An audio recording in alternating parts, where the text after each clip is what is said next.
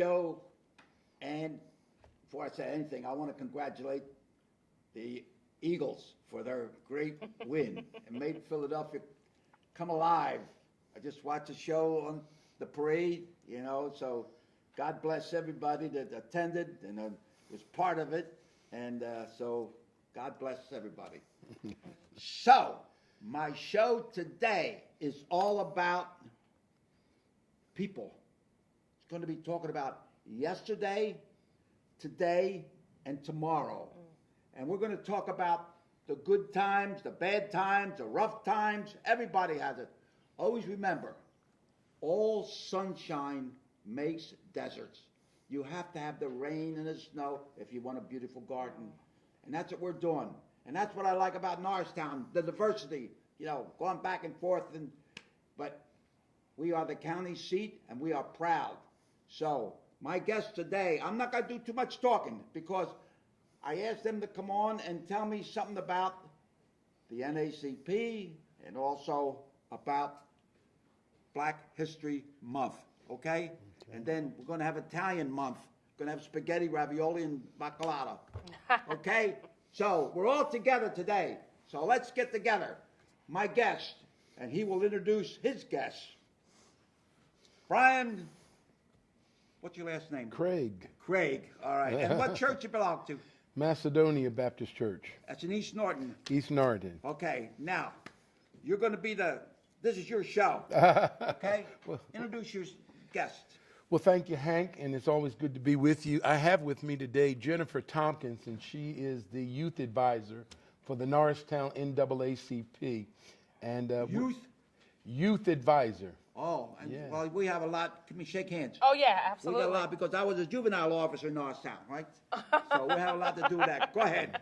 Well, we're here today, and we're going to give a perspective of the Black History Month and the civil rights movement of yesterday and today in terms of how the church, the African American I want church, to know about the church. played a Right. part We need in more. the civil rights We movement. need more of it. But in addition to that, how the NAACP and the churches work together to see the movement as well as the formation of the civil rights movement. And so she's here, and she brings the youth. I bring the history, and you bring the age.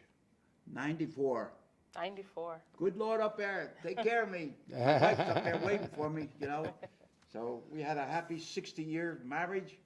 So she brought up a family in Norristown, Pennsylvania. Can't beat that. My mother and father had 8 children, 4 boys, 4 girls. If they had one more boy, one more girl, they would have a basketball team they could have played. But how did my parents do it? How did they do that? It was 8 children, mother, father, my grandfather, my cousin came because there was no room in the apartment in New York. They all lived in one house on 29 East Chestnut Street. One toilet. All home delivery.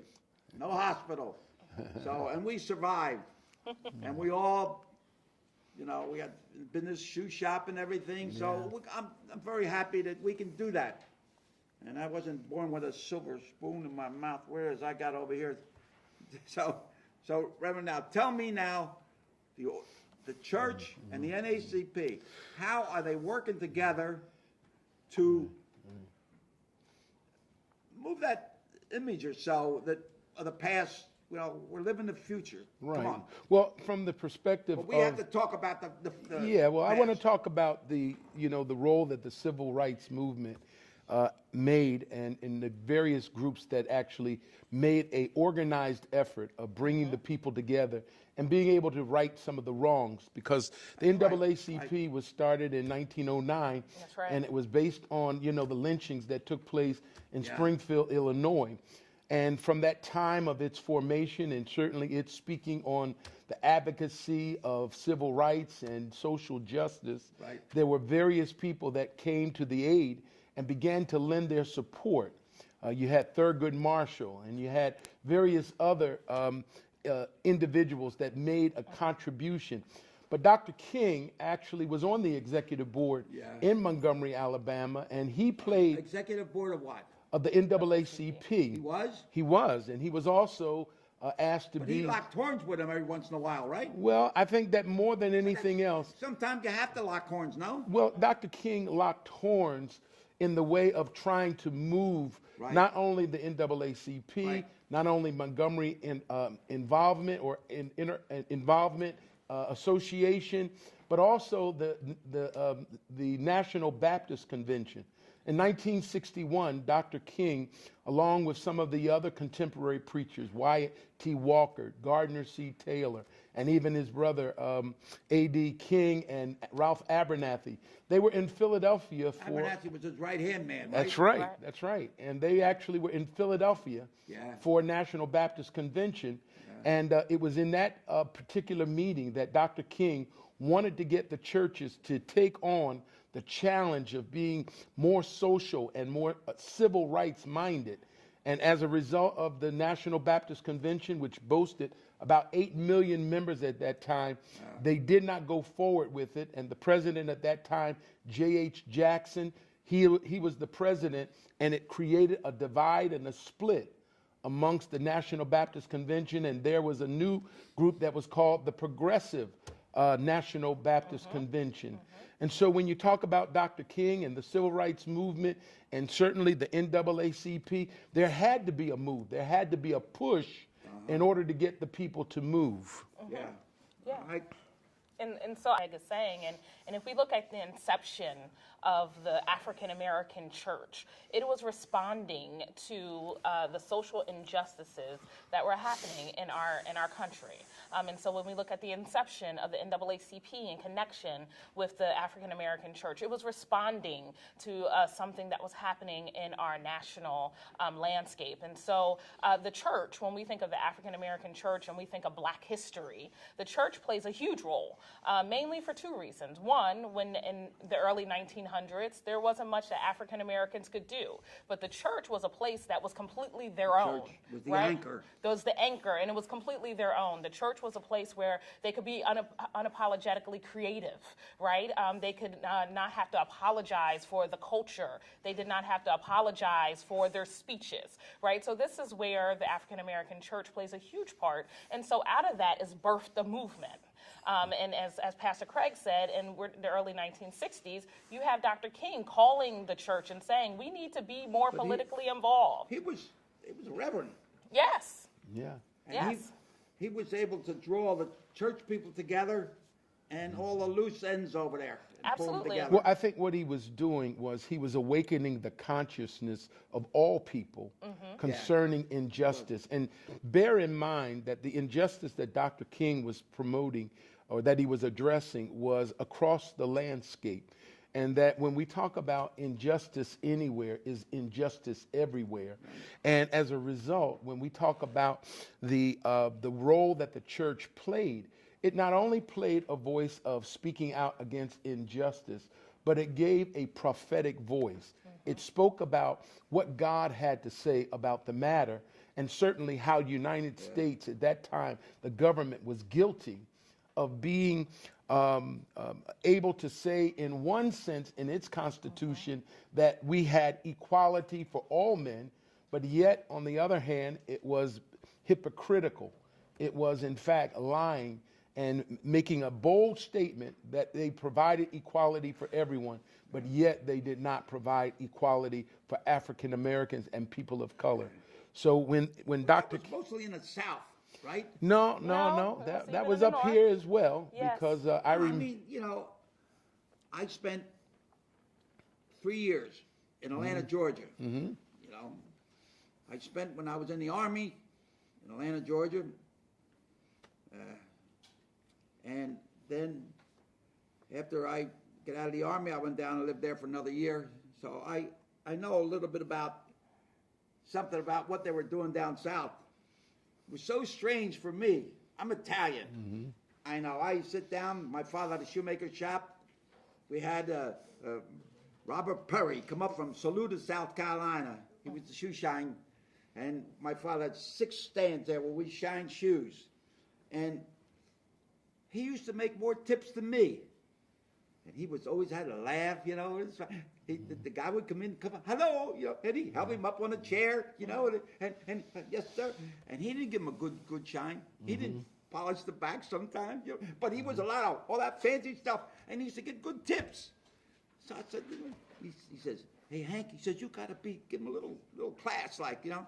So, hello, next thing you know, my tips start coming up. So I was treating people, you know, as long as you give, you'll always have, you know, and I was giving, you know, hello, how you doing? But I learned from him. I don't think he ever went to school. Yeah. But Robert Perry showed me some things that I was able to, even it helped me in police work. Wow. You know, be nice, and you'll get good reaction, you know. Yeah. And in my years in South, when I got over I went to a big store, and there was 2 fountains there, one for colored, one for white. I said, what the heck is this? Yeah. What is this, you know?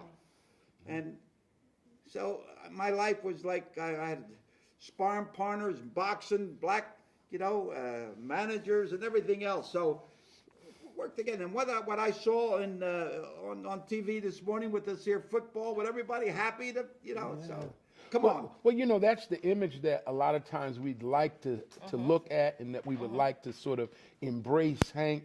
But beyond that image of seeing people together, there's a great deal of division and and divide because of various policies. Yeah. And one of the things that the church and the NAACP work so hard at is being able to bring people to an understanding that those changes, those divides rather, that bring us into a place of disproportion, segregation, that we can change that. Now, the NAACP was masterful at bringing the people to the place of voter registration and being able to let them know what their rights were and being able to give people a sense of hope and belief that irrespective of the challenges that, you know, the system and the society was putting up about the reading and the writing, being able to fulfill those requirements, that we would still be able to overcome and to be able to actually vote.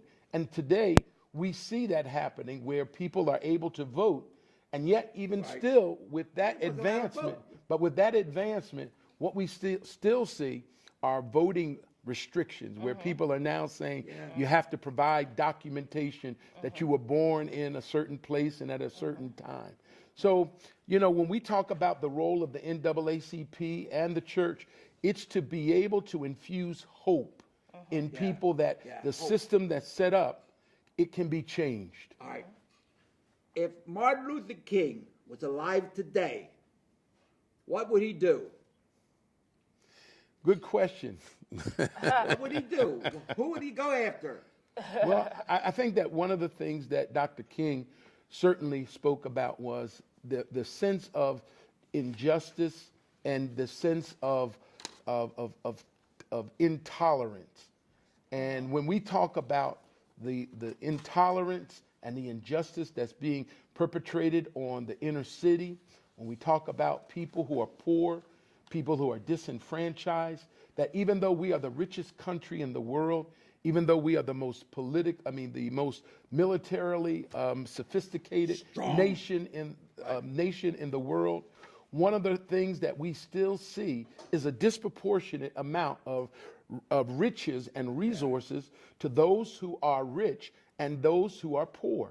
And yet what we see is that a greater divide is taking place between the rich and the poor. The poor are not getting any of the wealth that we see happening with the rich. So Dr. King would certainly be bringing America to challenge or to bringing them to face the reality that what we have said about our mission as political figures, educators, that we are not bringing about the standard of uplifting all Americans so that everyone has an opportunity to read, to have access to jobs, to have access to housing.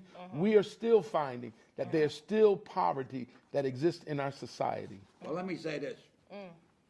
Our audience, that lady with the green hat up there, she just sent here. Here's a question from the audience.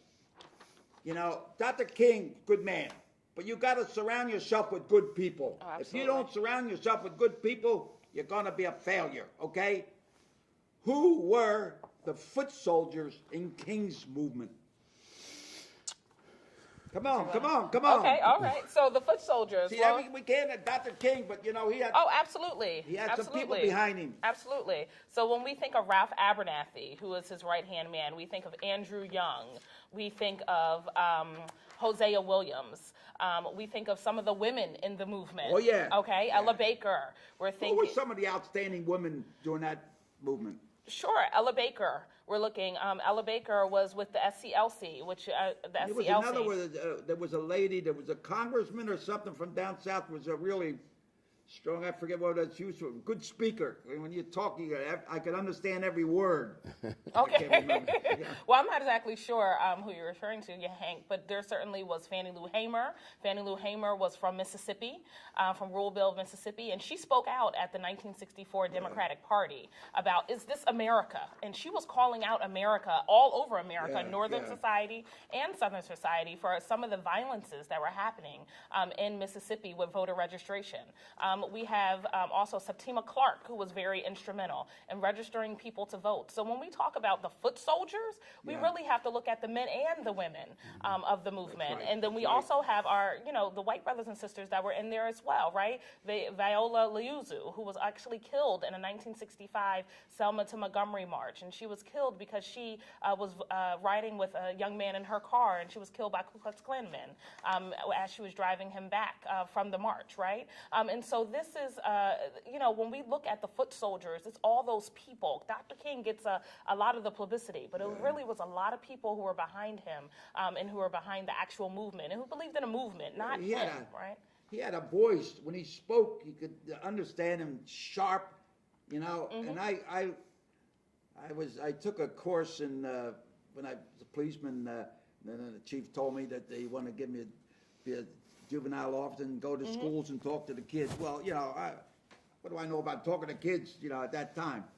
So I took a course in public speaking, and I had read some of the speeches, Kennedy, Martin Luther King, Lincoln, and then Johnson and all, So it's how you present yourself. But the only problem is, and I'm looking 37 years in law enforcement, so my eyes see something different. I see, blood, I see fights, family arguments, this, that, and the other thing, So I see things, a different thing. And it just bothers me that when we get some showboats that come up overnight like mushrooms and they take over and they push away the people that really want to do something. You agree with me on that? Well, I guess we have to qualify, who are the people that show up to be mushrooms or to have the spotlight placed on them, because that certainly is something And they that pollute can the happen. They pollute the water we have to drink. Yeah, yeah. So we need people that really come from the heart and talk from the heart.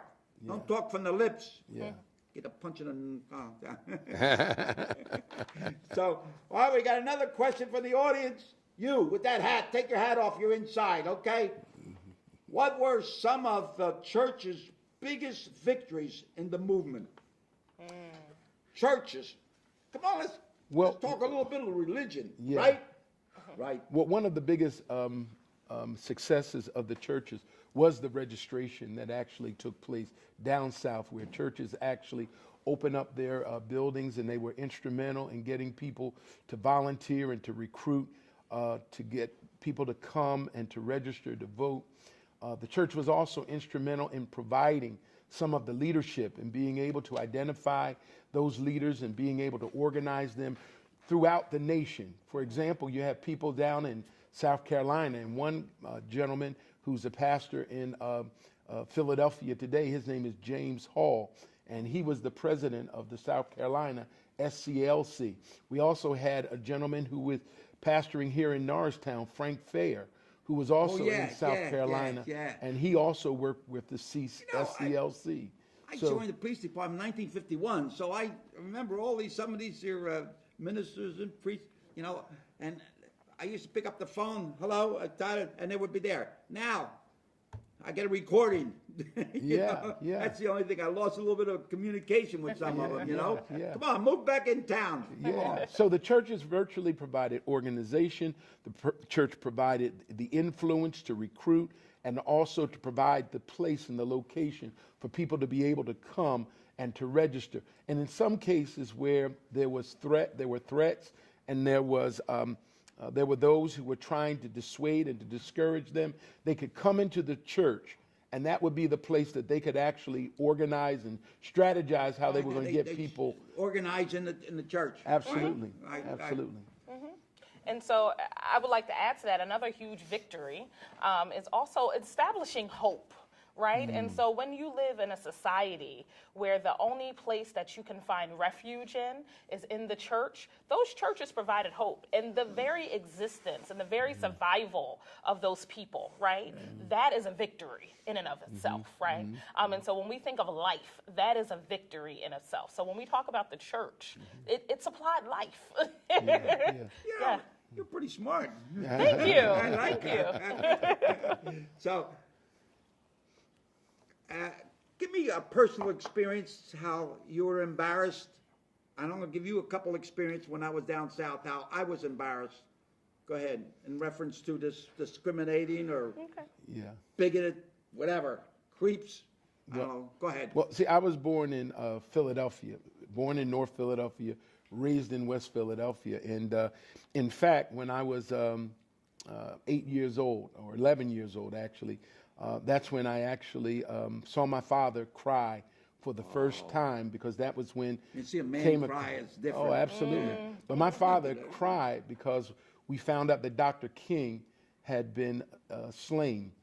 And, when we began to, talk about, how could we, show our support, well, that was during the time that there were police officers and commissioners who were actually making African-American men strip their clothes off their clothes, and they were naked.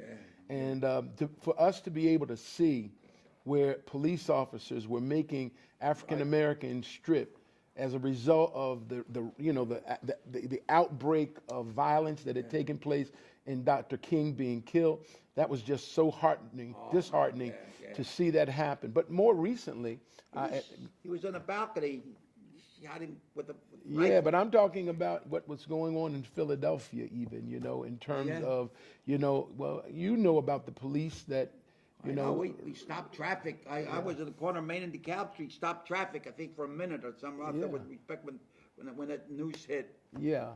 But in terms of what kind of response the police had to those African American men, in terms of them gathering some of them up and, putting them up against the wall and, beating them. And, you're trying to identify the ones who were guilty versus the ones who were innocent. And I think that there were certain amounts of discrimination that took place all during that time, in particular during 1968. I'm just wondering, when I started the police department in 1951, I wonder why we didn't cause any problems. I had no training.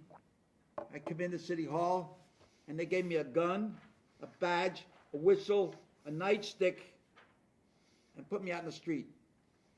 And I walked up DeKalb Street. They told us, look out for purse snatchers. And they gave me a gun. No training. It's a wonder I didn't shoot somebody.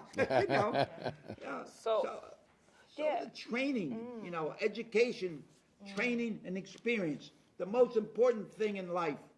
And that's why the students in Northtown High School, while you're here, get your education, and you'll get your training, and then you'll get your experience, and you'll have a wonderful life. Believe me. Well, talking a little bit about, Hank, when you refer to the police and the difference between your police force and what you're seeing here today, or even historically, police forces in the South or even in northern communities, when you have a system, and I know I studied the history, but when you have a system that rests on violence, those police officers are called in to obtain that system. Now, fortunately for you, Hank, you might have not have been obviously in a society or in a city that obtained that type of thing with violence, right? But in different other places in our country, that's what police were meant to do, right? They were there to sustain a system, and that system, right, rests on violence. And so when you have a system that rests on violence, you do have police brutality. You do have that. And so, certainly, yeah. Well, there's, things change. Things change. Yes, absolutely. A whole lot, and. Well, I think that, to be honest with you, I don't think that it changed in terms of it was good then and it became bad now. I think that it was bad then, but now it's become more exposed. I think that with all of this technology and cell phones, we get to see practices that people, that they were inflicting upon people and brutalizing them. And over the course of time, it's become somewhat systematic. It's become somewhat institutional. So, what we are saying is that as we talk about African Americans and their rights and their roles and how they're able to live in a society where there were systems that were against them, it's still a work that we have to do, because now you find many people who become complacent, who feel as though that we have arrived and that we have actually established a sense of proprietorship. And the truth of the matter is that we're still at a disadvantage. As an African American male, I have to worry about when the police stop me, because I have to think through whether I put my hands on the wheel, if I've done it in the right way where they can see it, whether or not I have my license, my registration. So when we talk about, as Jennifer was talking about what the church does, we provide a sense of encouragement to people who sometimes know very openly, very overtly that there was injustice perpetrated against them, and for them to realize that there's an eternal reward, that the heaven that we talk about is based on Jesus having died and provided us an eternal reward. So therefore we maintain, we cool out, we chill out, we Hakuna Matata. In the midst of all of the suffering, we know that there's a great reward in us being able to not do to others as they have done to us. I think the time's going to come, united we stand, divided we fall. We fail. The NACP, Sons of Italy, Irish, get together. That would be something, rather than just this guy shooting here, the other guy shooting over there. But I think that's what's going to have to be. And what we saw in the parade today, and the people hugging and kissing and black and white and whatever, forgot everything, That's, I think, is the first thing. But I want to say one thing. I got a couple more things to call here. Don't cut me off yet. What are the challenges ahead for the NACP and the African American churches? So I'll take that one. I think one of the largest challenges ahead is certainly getting young people involved. The young people, what I mean, millennials, who are your age 30 and younger, getting them involved in these movements. A lot of young people don't go to church because the culture, our country's culture is not necessarily built on that anymore, right?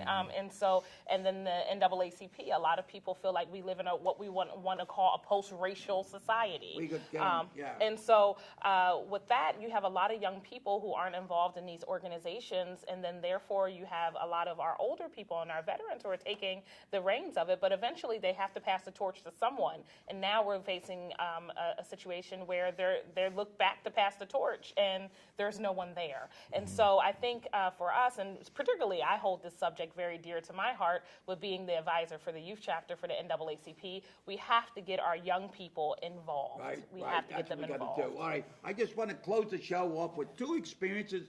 What I like, Afro-Americans have it. I'm Italian. Oh, he's a mafia. I never stole anything. I'm no racket guy, but there it is, the mafia, you know. But when I was in Atlanta, Georgia, I had a fight in the tournament outside of Atlanta. I had to fight three different guys in one night for the tournament. So when it was over, I was tired. I was on the bus in the back to the bus, you know, and I was tired. I fought three guys, and next thing you know, this black guy comes over and says, "Come on, man, get out of there." He says, "Move up front." I said, "Get out of here," you know. All of a sudden, the bus stops, and the bus driver turns around and he says to me, "Move forward." I had to move forward, and he had to sit in the back of me, you know. And that's, you know, one of the things I said, the experience that, for what, you know. So let's get together. And I just want to thank everybody for everybody. Well, I want to thank you, Hank, and I also want to let you know that this month is Black History Month. Yes. The NAACP Yes. has some great events that will be taking place. Yes, and so You got any food where I can come in and get some food? Well, actually, Hank, we have a prayer breakfast that's going on this Saturday.